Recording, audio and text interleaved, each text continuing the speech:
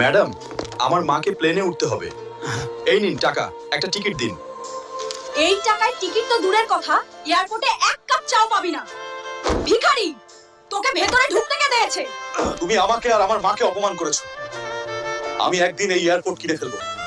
আমি তো বলে দিলাম, কিন্তু টাকা আসবে কোথা থেকে রে?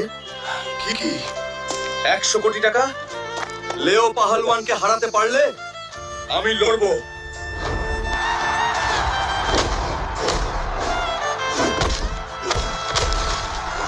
বন্ধুরা, তাড়াতাড়ি লাইক আর সাবস্ক্রাইব করো, তাহলেই আমি শক্তি পাবো।